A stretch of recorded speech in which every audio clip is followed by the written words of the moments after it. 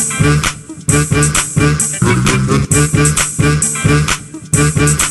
big dummy.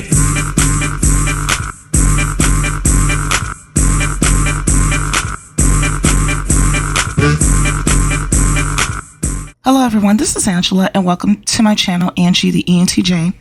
Please be sure to like, subscribe, comment, and click on the notifications bell so that you'll know whenever I upload any new content. Y'all, I was busy working on an extensive video when I decided to just pause and bring this quick one to your attention. We're nearly 3 weeks past the election at this time, and I have been from coast to coast, y'all. I barely see any MAGA paraphernalia anymore. They have taken it down, and they are hiding it. They have probably buried it, knowing some of them. I think that is due in part because they did not expect the reaction that they received, especially from the women who voted in favor of having benefits to new parents, new homeowners, and entrepreneurs. And it's not just women that are giving the MAGA followers the cold shoulders. It's a lot of people and entrepreneurs. And oh yeah, the part about women having our complete bodily autonomy. So Thanksgiving is around the corner, and shortly after that will be Christmas. And the MAGAs are shook on what to do. They're still in disbelief, y'all, because something like this hasn't happened to them. It hasn't happened in history either, not to the degree of what we're seeing. And listen, if you happen to be a MAGA and are listening, leave the people who have cut you off alone. Don't show up to their homes for Thanksgiving when you've already been uninvited. Don't try to tiptoe around them and give them a Christmas present thinking that it will soften the blow of your vote. And especially if you are a MAGA woman with children and your husband gets to talking to you like you're stupid, or worse, because now he believes he can't do anything wrong. Now he believes that he's not wrong. Since the Mango Mussolini is on his side, when you get ready to leave him, please find the number 2 a local shelter, because we do want you to be safe. We don't want to see anything happen to you or your children. However, do not expect for your liberal friends and relatives to help you out of a situation that you voted to happen to other women. Use the same programs that you voted against in order to help you to get back on your feet. Or better yet, you can pull yourself up by the bootstraps with the weight of your children on top of you while you do so. See, what all of you MAGA Trump supporters did not want to accept is that it is the Republican administrations who ruined the economy. And no, that's not an opinion. It is very much so a fact, and I can prove it using data. An economy to a presidential party is similar to a corporate account that an accountant may handle in order to ensure that the bills are paid for the corporation. They have to write checks for the water, the electricity, for the payroll, and so on and so forth. So imagine that you are an accountant. Let's call you the blue accountant, and you're taking over for another accountant. Let's call them the red accountant. Okay. That the red accountant is retiring. So you're taking over things only to find out that there are overdue bills and the account currently is breaking even, and they are barely breaking even. So if anything major happens, that will pose a huge problem. And you start going over the expenses, and you see that the red accountant wrote checks for pizza parties for the employees and gave away vacations as prizes for good attendance and so forth. You probably would be all for it so long as it did not harm the operation of the company. But the reality is, so many expenditures came as a detriment to the company. So now you have to be the one to tidy up what the other accountant failed to do or face cutting jobs, including your own. And that means looking like the bad guy to the people who were used to casually having pizza parties and winning vacations just for showing up to work on time.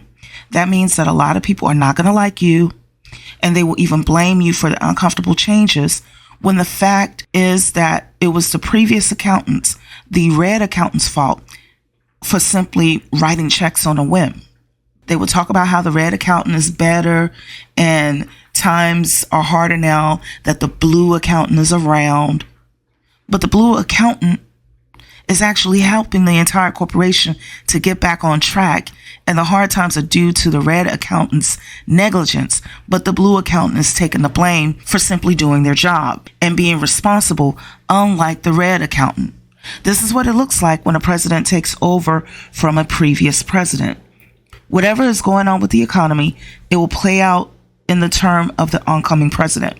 Y'all forgive the background noise. That's just my washing machine. However, whatever is happening, whether it's good or bad, should be credited to the previous president. So when we look at what happened during the 1980s with Reagan and his Reaganomics, that was the time when poor people sitting down to eat family dinner went extinct.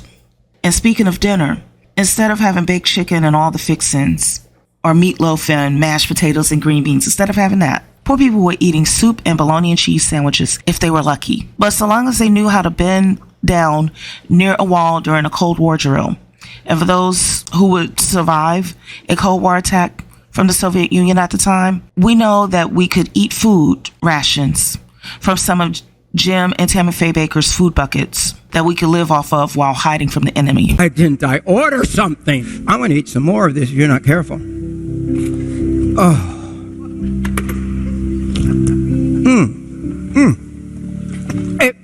Oh, good. Oh, my God. You didn't have lunch, right? Wow.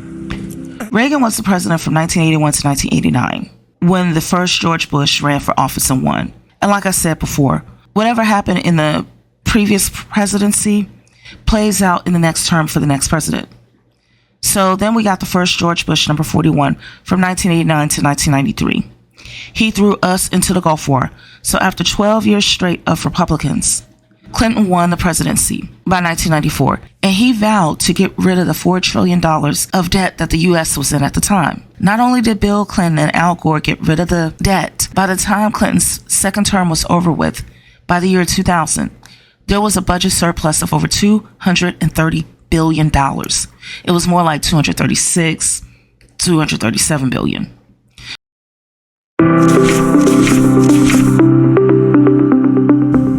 We come here today, Democrats and Republicans, Congress and President, Americans of goodwill from all points of view and all walks of life, to celebrate a true milestone for our nation. In a few moments, I will sign into law the first balanced budget in a generation. It reflects the most fundamental values that brought us together. It will spur growth and spread opportunity. Because we have acted, millions of children all across this country will be able to get medicine and have their sight and hearing tested and see dentists and doctors for the first time. Millions of young Americans will be able to go on to college. Millions of Americans not so young will be able to go back to school to get the education and training they need to succeed in life. Millions of families will have more to spend on their own children's needs and upbringing. This budget is an investment in their future and in America's. We can say with pride and certainty that those who saw the sun setting on America were wrong. The sun is rising on America again, and I thank you all.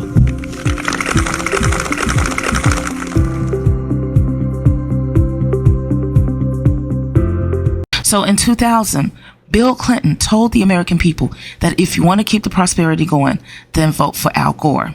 But what did the Republicans do? They voted for the second reign of George Bush, number 43.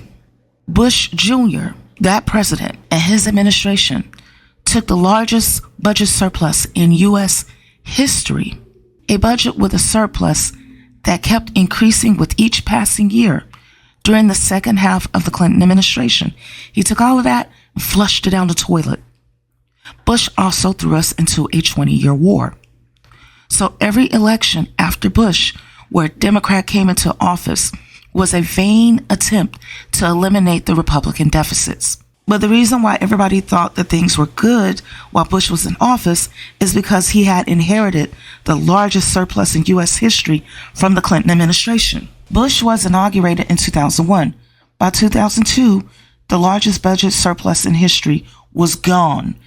And we, the people, were back in a deficit that was even larger than the one that Clinton had eliminated. And we've been trying to dig ourselves out of it for the past 22 going on 23 years. So by the time the Obama administration came into power, people were so broke from the subprime mortgage fallout that Obama had to issue stimulus checks to individuals in an effort to boost the once booming but now deflated economy. But Obama got blamed for what the Bush administration did despite his efforts in bringing down the deficit. So 2016 comes along, and despite being able to see the numbers firsthand, how the Obama administration brought the deficit down, Republican voters were angry, which let me agree with the Republicans. Republicans were not wrong in being upset. They were wrong with the direction in which they pointed fingers.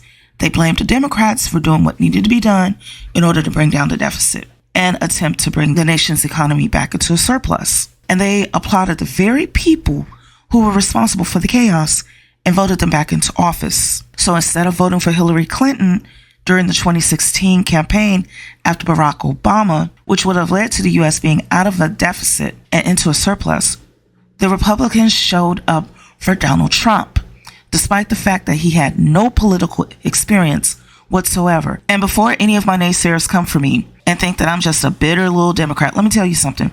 First and foremost, I make sure that I can weather the storm, and that's by making enough money to afford not to feel the effects, and also to even benefit regardless of who is in office. So on that note, I'm on the side of the one who can get the job done, and that job is to balance the national budget, and once it's balanced, to give the people benefits.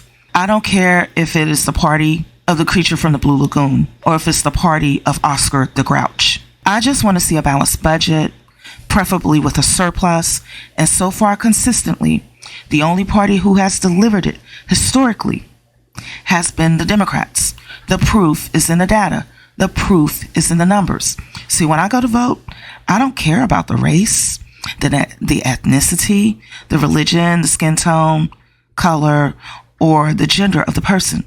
I only care about effectiveness. You Trump supporters are the ones who like to look in between a person's legs and at their skin color and judge whether or not you like the sound of their names in order to determine whether or not the person is qualified to lead. I am not that way at all. And yes, I do take some issues with the Democrats. And no, I don't agree with everything that they do. They are not perfect. However, at least that side, the Democratic side, is more likely to listen to everyday people and genuinely do the work to ensure that everyone is okay. They actually do the work and don't just blow a bunch of smoke up people's behinds. So as you can see, Trump got into office in 2016, and year after year until 2020, the deficit ballooned. As a matter of fact, according to this data and the numbers, Trump created the largest deficit in all of U.S. history. Once Joe Biden and Kamala Harris got into office right after Trump, they began to deflate the deficit. As you can see, according to the chart, the deficit is decreasing. We are still in 2024. So the numbers for the year 2024 will not be available until after 2025. So the largest surplus, or the time when the U.S. had the most amount of money sitting in our economic bank account, was when a Democrat was in office. And before Clinton had done it, Lyndon Baines Johnson, LBJ, put the economy into a surplus too. That is the truth, whether I like the Democrats or not. And the time that the U.S. had the biggest deficits, or the largest amount owed in history, is because of a Republican president. And that is the truth, whether or not I like the Republicans. And you Trump supporters, this is who you all voted back into office, despite being told by 16 Nobel Prize winning economists, including individuals from Trump's own alma mater, the Wharton School of Business at the University of Pennsylvania, an Ivy League school, by the way. You all were told that his plans would spike inflation. So no,